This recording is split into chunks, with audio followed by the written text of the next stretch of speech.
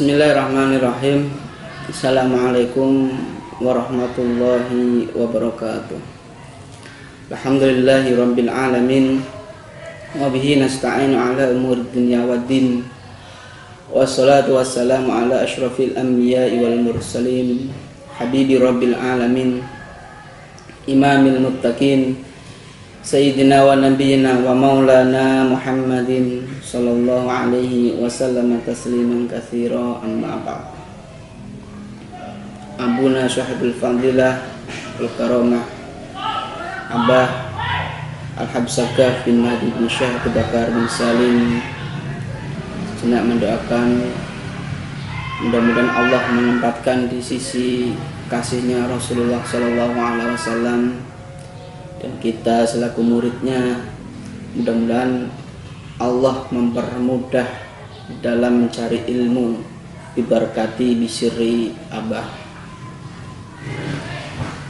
Umi beserta keluarganya. Mudah-mudahan Allah panjangkan umurnya dalam sehat walafiat, dimudahkan apa yang menjadi hajat dan dikabulkan apa yang menjadi doa. Amin ya rabbal alamin. Para siswa dan siswi SMA Al-Asyriyah Nurul Iman yang sangat saya banggakan, alhamdulillah pada kesempatan ini kita bertemu kembali walaupun dalam media daring, dalam jaringan, namun kita tetap semangat di dalam belajar. Sebagaimana Imam Malik mensyairkan di dalam bait Alfiyah, la aqudul jubna anil haijai walau tawalat zumarul a'dai. Mudah-mudahan pandemi ini cepat hilang di dalam negara Indonesia dan kita biar bisa belajar bersama kembali ke pondok. Amin ya rabbal alamin. Para siswa dan siswi SMA yang saya banggakan, sedikit mengenalkan ilmu nahwu.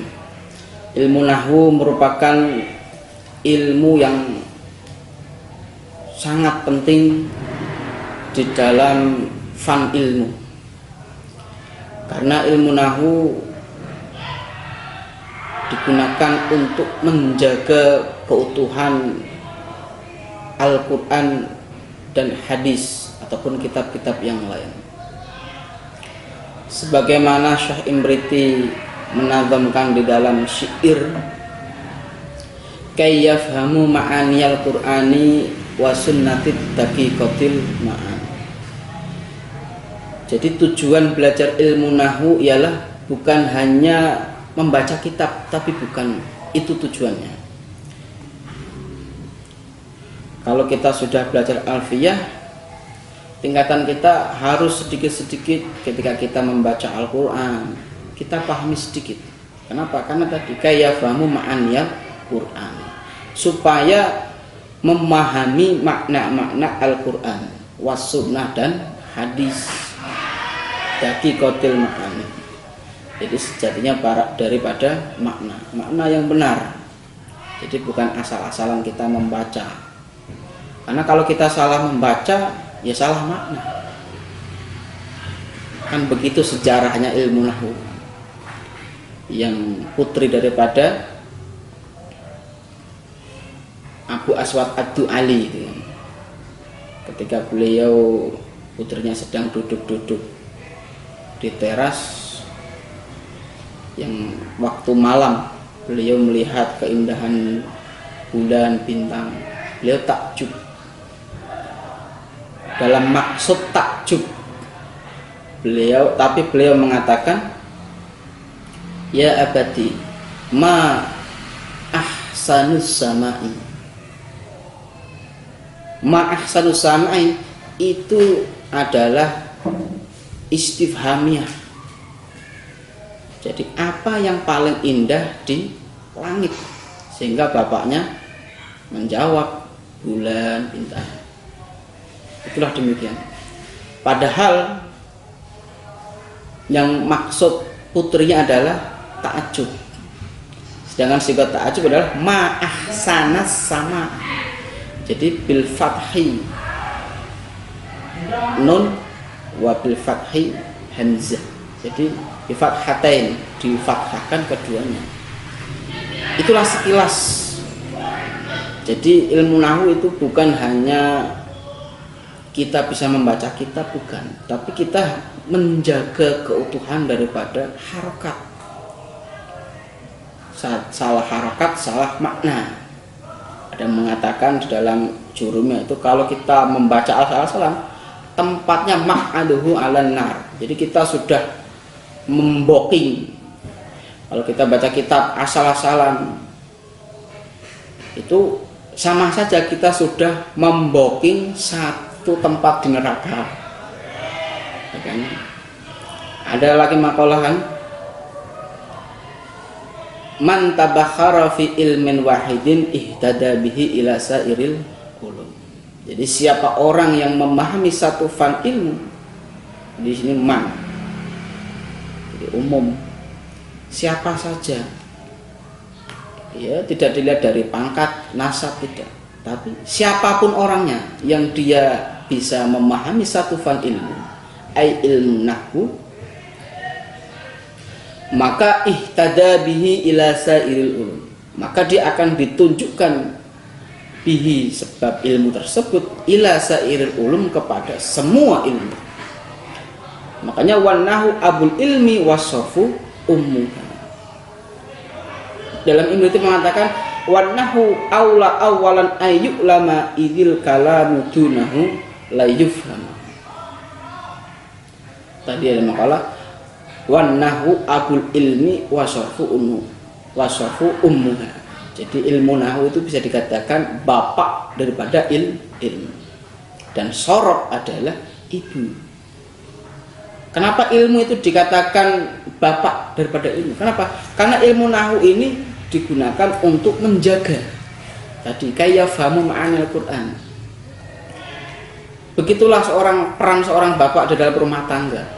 Dia harus menjaga rumah tangganya, keutuhannya, mencari nafkah. Jangan sampai lapar mungkin istri, anak. Yang mencari nafkah siapa? Ayah. Yang menjaga ketika ada orang yang mengganggu ketenangan, itu ayah. Begitulah ilmu nahwu. Wan nahwu aula awalan tadi, ayu lama. Ilmu nahwu itu harus kita ketahui terlebih dahulu. Itu masih kaitannya. Wan nahwu aula awalan ayu lama. Idil kalamu dunahu la yufhama. Kenapa? Kalau kita belum tahu ilmu nahwu, maka idil kalam, ketika kita pengen memahami Al-Quran atau ingin ngomong dalam orang Arab, la yufhama, maka tidak bakalan bisa kita fahami. Di situ menggunakan ambil nawasib lan, jadi tidak bakalan. Jadi bukan ilmu takalum, tapi ilmu nahwu kita pakai buat memahami, bukan ilmu bahasa kita ngomong, bukan. Tanpa ilmu nahwu kita susah memahami ilmu Al-Quran, hadis. Lan yufhama, la yufhama, tidak bakalan memahami Al-Quran. Dan saya berharap mudah-mudahan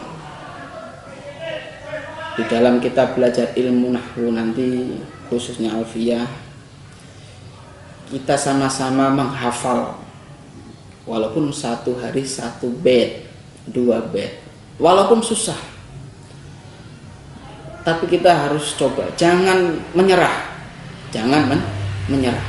Tadi la aqutul jubna an hijai walau tawalat jumaru adai. Pesannya kan Imam Malik istaqim, 1 bait ataupun 2 bait. Insya Allah minggu depan kita akan membahas tentang ilmu nahwu. Jadi kita sambil menghafal, sambil belajar. Saya harapkan di rumah begitu.